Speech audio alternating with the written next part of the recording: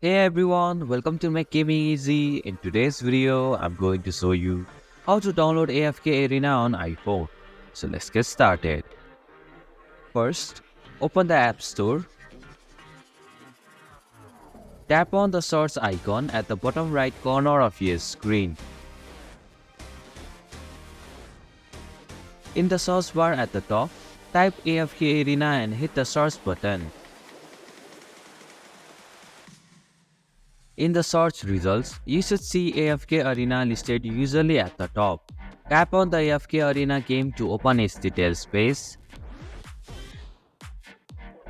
On the app's details page, you will see a button that says Get or shows a cloud icon with an arrow. Tap on it.